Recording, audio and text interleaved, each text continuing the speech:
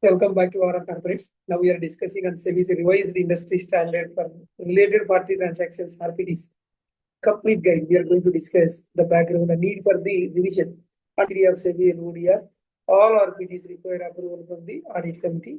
And if it is a material, yes, it also requires formats are not uniform. SEBI Master Circular November 2024 prescribe broad requirements, disclosure format. So industry feedback show disclosures were inconsistent across the companies. So lack of clarity on thresholds and materiality. Then audit committee lacked related party transactions. So thus SEBI issued the revised industry standards for the RPTs through the industry standard forum to prescribe minimum information, structured formats, and compliance timelines. So we'll see the applicability of revised standards. RPTs placed before the audit committee under regulation 23.2 and regulation 23.3. So all RPTs placed before the audit committee under regulation 23.2 and regulation 23 audit committee and shareholder under regulation 23.1 and 23.1A.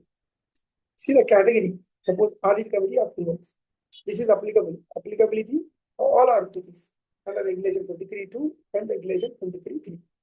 And if it is the regulation 23.1 and regulation 23.1. Exemption under regulation 23.5. So non-applicability of shareholders approval.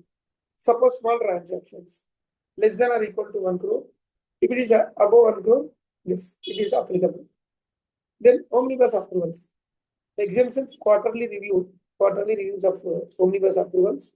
Regulation 23.3D. Omnibus approval applicability, yes, covered under new standards. We'll see materiality thresholds are together with the previous RPTs during the financial year. Exceeds the lower of 1,000 crore or 10% of the annual consolidated turnover.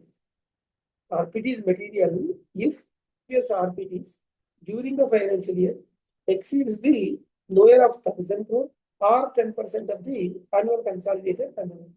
For brand usage or royalty payments, the threshold for brand usage or royalty payments, the threshold is 5% of consolidated turnover.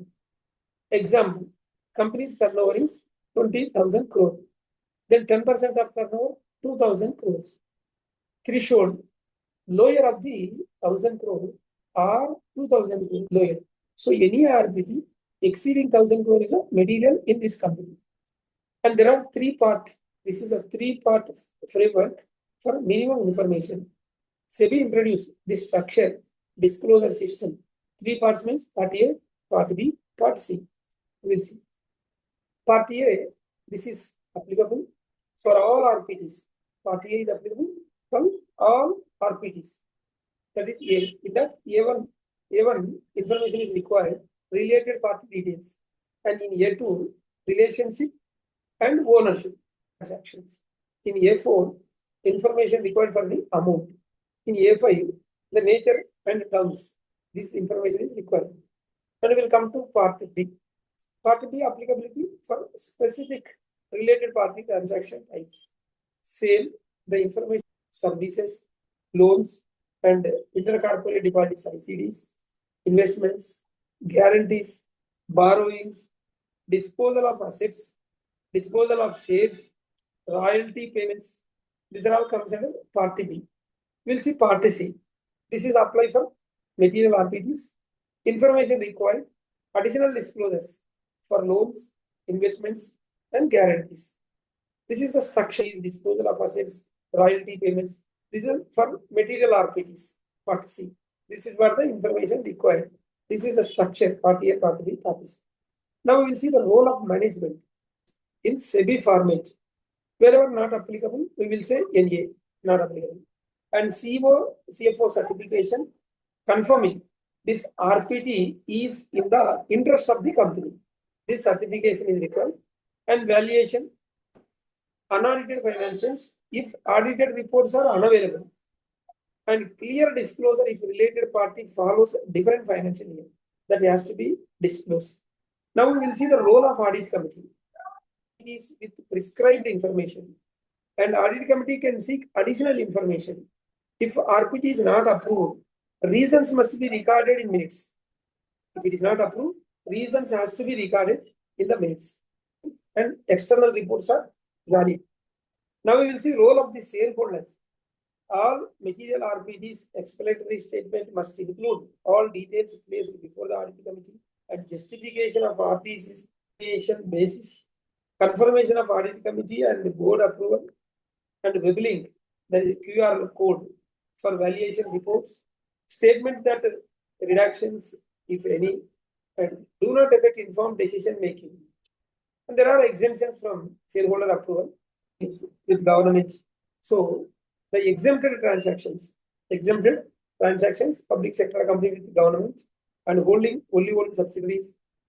See these exemptions explanation. Suppose holding company with only one subsidiary, transactions between holding company and only one subsidiary with consolidated accounts, subsidiary to subsidiary, subsidiary with subsidiary, transactions between two only one subsidiaries, taxes, fees, duties. These are all certain transactions which are exempted. Then we will see transaction rules. Approvals before 1st September 2025. These are all valid till expiry unless materially modified, and only by financial year 25-26.